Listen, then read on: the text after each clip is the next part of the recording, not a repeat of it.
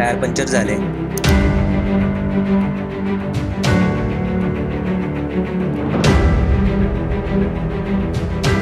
मित्रांनो, आधीच्या काळात लोक कसे राहायचे गुफेत. तर मित्रांनो, आपल्या MH15 ॲडव्हेंचर या चॅनलला सबस्क्राईब जरूर करा आणि शेजारची ती बेल आयकॉनही दाबा, जेणेकरून नवीन व्हिडिओची नोटिफिकेशन तुम्हाला लगेच मिळेल. धन्यवाद. Good morning guys. सकाळचे 5 वाजलेले आहेत आणि आमची टीम सकाळी 5 वाजता निघालेली आहे एका अनोख्या ठिकाणावरती. तर मी सांगेलच थोड्या वेळात. ते असं म्हणतात ना, मित्र सारे येड जवळ. सकाळी 4 वाजता घरात उचलेले यांनी. प्लॅन करता करता हे 12 वाजता निघालेत आणि 12 वाजता निघता निघता सकाळचे 4 वाजलेत. पण अजून नाशिक मध्येच आहे. मी 10 वाजता निघालो मी.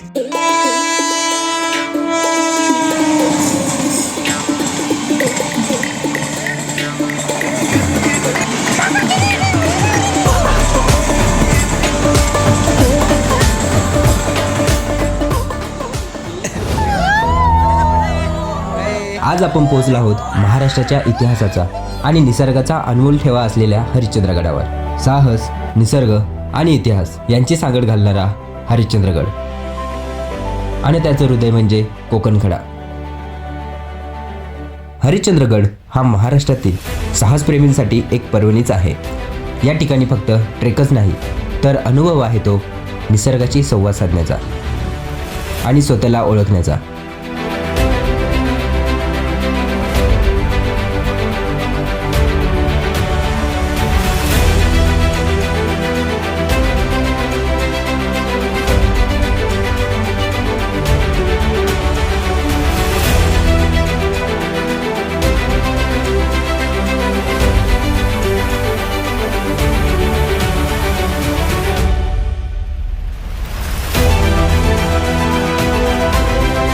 हरिश्चंद्रगडाच्या ट्रेकमध्ये तुम्हाला सगळं काही मिळतं.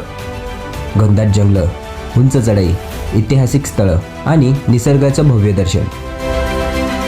तर हिवाळ्यात ढगांच्या तुकड्यांमधून वाट काढताना वेगळाच अनुभव मिळतो. चला तर हरिश्चंद्रगड आणि कोकणकड्याच्या अद्भुत प्रवासाला सुरुवात करूया.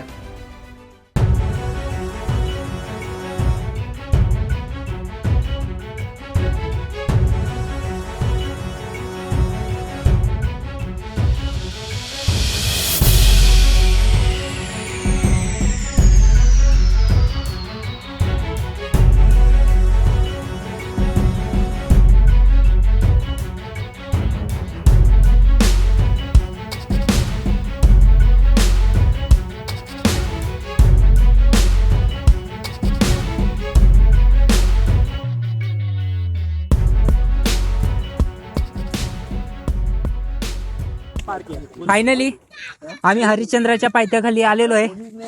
सकाळचा सूर्योदय पाहण्यासाठी दुपारचा सूर्योदय झालेला आहे आणि ही सगळी थकलेली स्पेशल इंट्रोडक्शन. ते सगळ्यात दलिंदर पोरग आहे.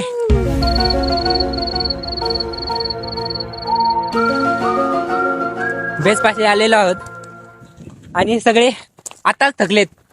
अजून किती वेळ यांचा स्टॅमिना टिकतो बघतो. सगळ्यात स्पेशल इशल्या इकडे कुठे गेलं, आम्र, हा ते वैब्या, सोप्या, हे ओम्या, तात्या, तन्या, आक्या.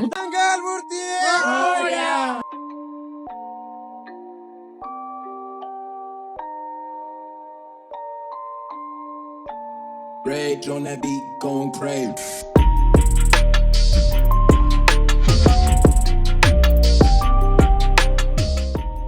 तर मंडळी, 20% ट्रेक झालेला आहे आणि 20 मिनिटातच या पोरांची पूर्ण हवा टाईट झालेली आहे.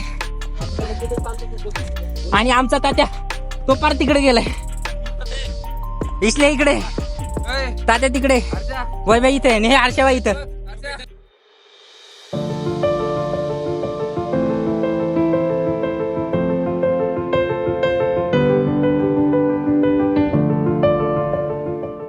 मित्रांनो, आधीच्या काळात लोक कसे राहायचे गुफेत त्याचं एकदम बेस्ट उदाहरण म्हणजे हे पाठीमागे बघू शकता. दगडाचं कर्व आहे आणि त्याच्यामध्ये एक छोटंसं घर बांधलेलं आहे. तसंच इकडे पण काही स्ट्रक्चर केलेलं आहे.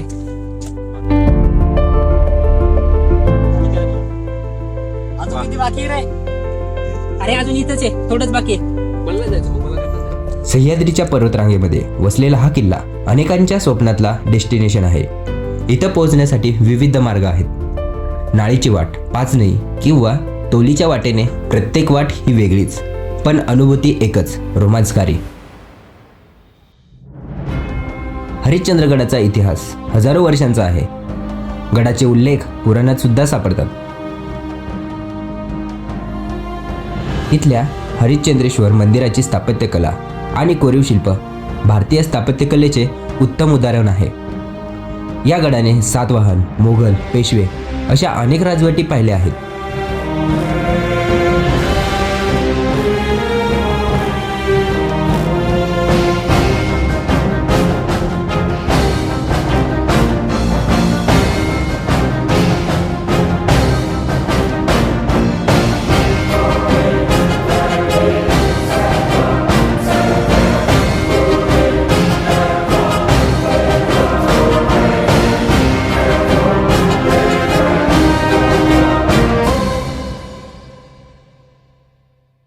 मित्रांनो, आपण आहे हरिश्चंद्र गडावरती. मित्रांनो, ह्या गडावरचं एक वैशिष्ट्य म्हणजे असं सांगायचं झालं तर ह्या गडावरती एवढी सुंदर स्वच्छता आहे, म्हणजे लोकांनी प्लास्टिक कुठेच टिकू दिलेलं नाही. किंवा गावातील मंडळी आहे ती वारंवार रोज जी स्वच्छता करत असते.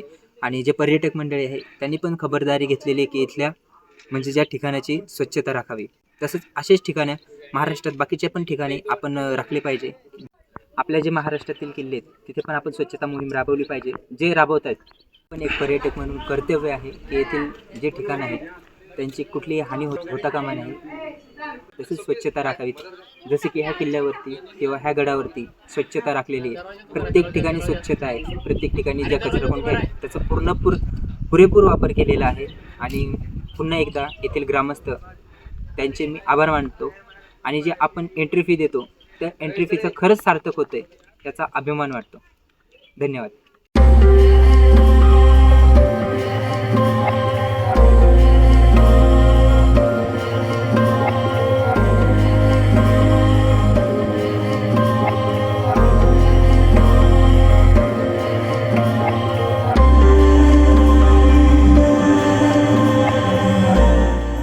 सह्याद्रीच्या या भव्य गडावर एक पवित्र ठिकाणाचं अस्तित्व आहे, जिथे निसर्ग आणि अध्यात्म यांचा अनोखा मिलाप पाहायला मिळतो.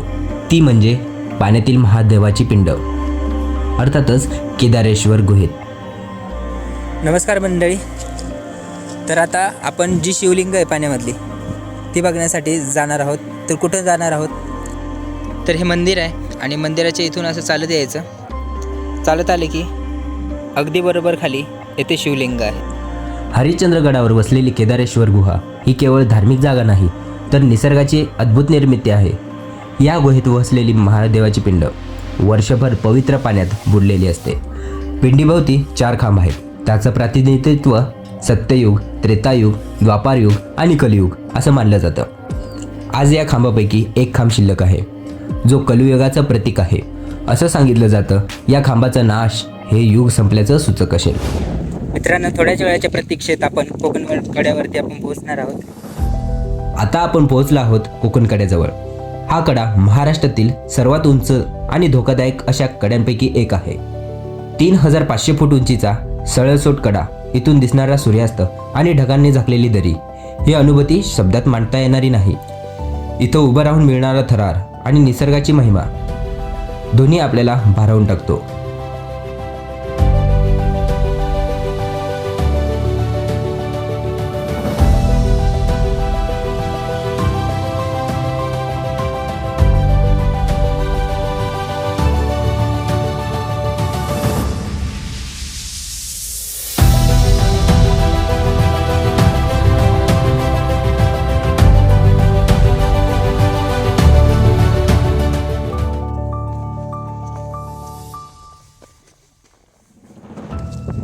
मित्रांनो, कोकण कडा दर्शन झालेलं आहे. आता आपण परतीचा प्रवास चालू झालेला आहे. आणि परतीचा प्रवास करत असताना आपले जे रेस्क्यू असोसिएशन आहे त्याचे अध्यक्ष गणेश गीत यांच्याशी भेट झाली. आणि त्यांनी आज कोकण कड्यावरती रेस्क्यू सर्च ऑपरेशन हे चालू केलेलं आहे. आणि ते असे सह्याद्रीत कामं करत आहेत. खूप अभिमान वाटतो. प्राऊड वाटते की आपण पण सह्याद्रीत असे काही भविष्यात कामे करू. मित्रांनो, बरं वाटतं आहे की सह्याद्रीत अशी कामं करणारी माणसं अजून आहेत, जेणेकरून जे अपघात घडतात त्यांना लवकर सोयीसुविधा भेटतात, मेडिकल काही फॅसिलिटीज लवकर भेटतात आणि कोणताच मोबदला हे घेत नाहीत किंवा मोबदल्याची अपेक्षासुद्धा ठेवत नाहीत.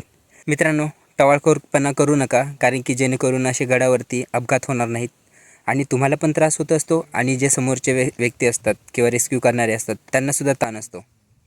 तर कोकण कडावरून सुमारे 4 ते 5 म्हणजे जे क्लाइंबर्स आहेत ते खाली उतरलेले आहेत आणि त्यांनी सर्च ऑपरेशन चालू आहे. तर गणेश सरांचं मनपूर्वक आभार आणि पुन्हा भेट होत राहील. धन्यवाद सर.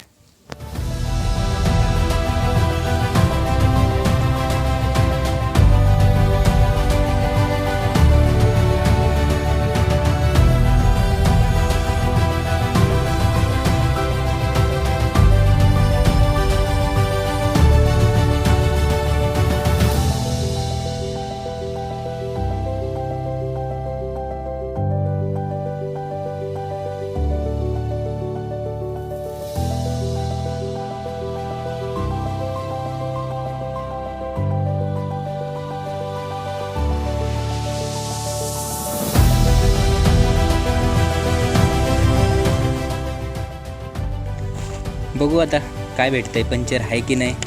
मित्रांनो, अशा लांब ट्रेकसाठी पंचर किट आणणं गरजेचं आहे. हरिश्चंद्रगड आणि कोकणकड्याचा हा अनुभव तुम्हाला कसा वाटला ते आम्हाला नक्की कळवा. अशाच आणखी साहसी ठिकाणांसाठी सबस्क्राईब करा आणि आपल्या पुढील प्रवासाला सामील व्हा. धन्यवाद.